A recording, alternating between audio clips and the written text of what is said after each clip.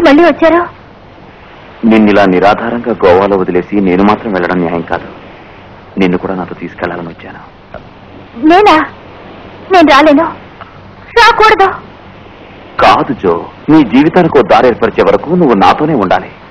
దానివల్ల వచ్చే ఇబ్బందులు మీరు ఊహించారా? ఊహించాను. నేను మనసున్న మనిషిని. నా మనసు చెప్పింది నేను చేసే తీరుతాను. నేను చెప్పే నో ఆర్గ్యుమెంట్స్. సరే, నో ఆర్గ్యుమెంట్. నేను రావడం కుదరదు.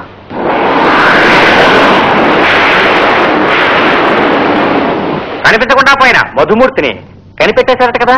అంతా ఆల్ పవర్ఫుల్ అత్తగారే కనిపెట్టింది. 18 రోజులు గోవాలో చాటుమాటుగా తిరిగేదట. అప్ప తలనొప్పి. అతని వల్లే పిక్చర్ లో పాటలన్నీ అలాగే ఉండిపోయాయి.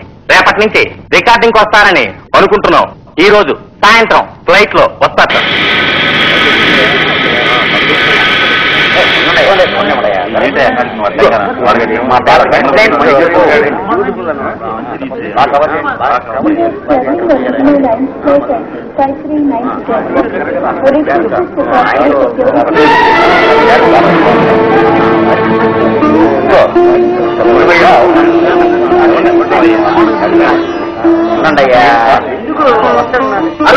మధుమూర్తి, హాయ్. హాయ్, నమస్కారం సార్. నమస్కారం. Please please.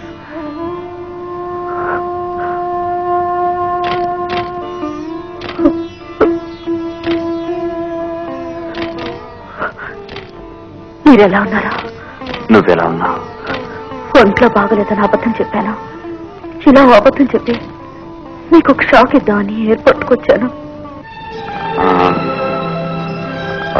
రాజ్యోతి, she's Gauri, my wife. Sorry, Jyoti. నమస్తే.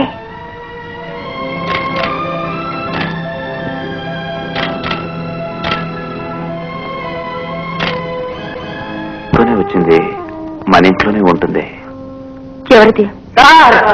నమస్కారం సార్. నమస్కారం. మీరు కనిపించి 18 రోజులు అయింది. ఈ అమ్మాయి మీకు తెలుసున్న అమ్మాయా సార్? నన్ను ప్రాబ్లమ్స్ లోకి ఇరికించకండి. మీరు పాపులర్ కదా, పాపులర్ ఫిగర్స్ కి అన్ని ప్రాబ్లమ్స్.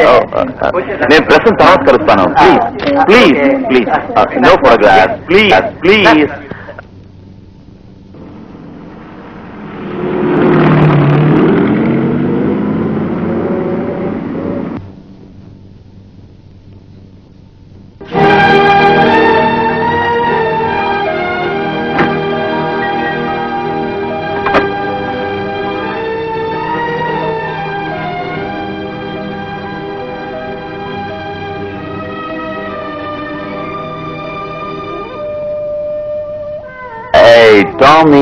పత్రికల వాళ్ళతో ఇదెవరితో మీరు చెప్పలేదు. ఇప్పుడు నేను తెలుసుకోవాలి. అది తెలుసుకుని లోపలికి అలౌ చేస్తావా? అవును. సరే, ఇక మీద తను ఇక్కడే ఉంటుంది. I'm sorry. అడ్డమైన వాళ్ళు ఉండడానికి ఇది సత్రం కాదు.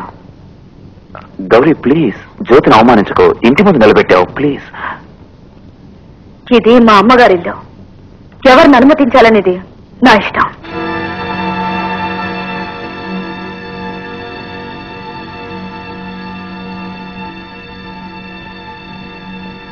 వెళ్దాం జో. విఠల్, ఓ టాక్సీ తీసుకురా. రాజు, మన ఇంటికి వెళ్దాం.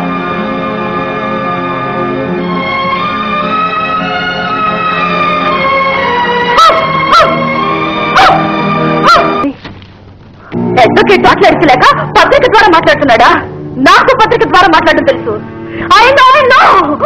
ఆయన నాకు విడాకులు ఇవ్వడం లేదు సార్. నేను ఆయనకు విడాకులు ఇస్తున్నాను. వెయ్యండి సార్ పత్రికలో.